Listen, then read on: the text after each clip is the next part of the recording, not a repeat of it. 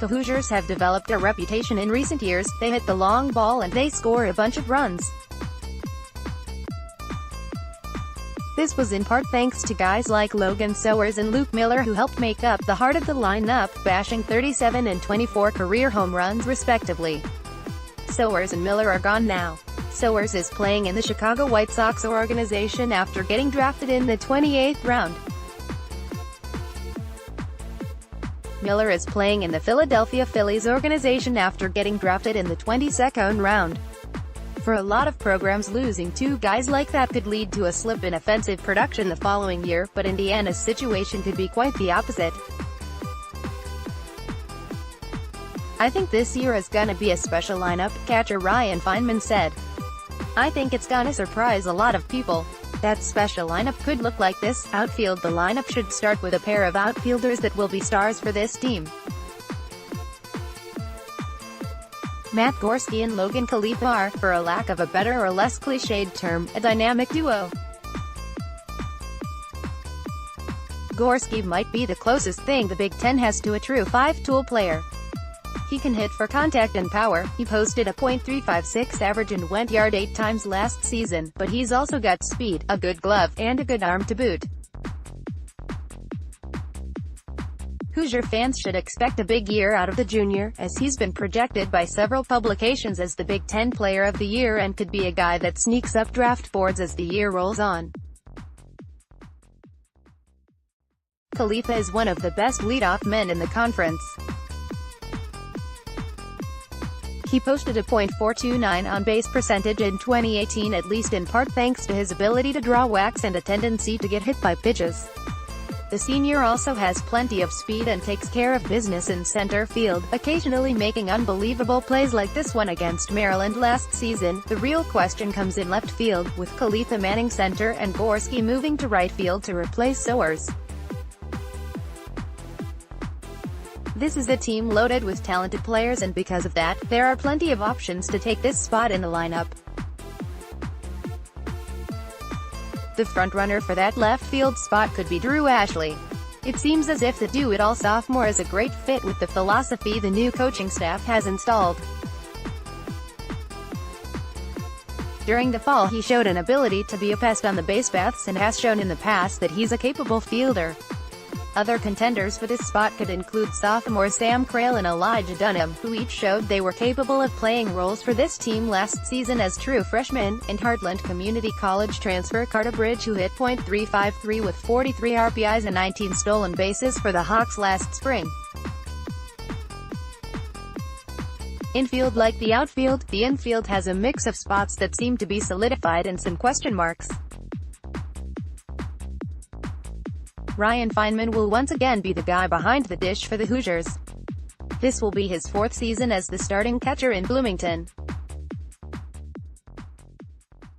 The California native has always been a defensive stalwart, but in 2018 he had his best season by far in the batter's box.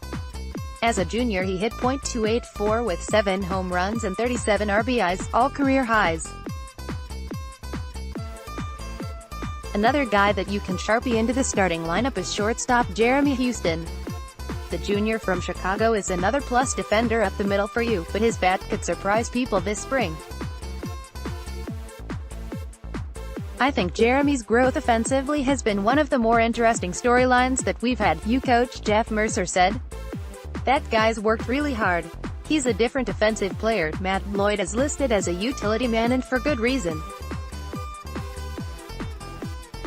The senior can play all over the diamond and should pitch in the back of the U bullpen as well, but Hoosier fans should expect to see him at first base to open the season. The slugger received All-American honors last season and should once again be a key piece in IU's lineup. He could see time at third base and designated hitter as well. Here's where things could get a little interesting. Miller's spot at third base is vacant, and there are a number of players that could take over at the hot corner in 2019. Cole Barr seems to be the front-runner. On Wednesday, Mercer mentioned the sophomore as a player that's come into his own this offseason. WAR hit .318 in limited opportunities last season, including picking up a pinch-hit RBI single to give the Hoosiers a lead in their matchup with No. 25 Louisville late in the season. Second base is another spot that seems to be up in the air. Mercer mentioned on Wednesday that the battle for the position is between sophomore Justin Walker and senior Cade Bunnell.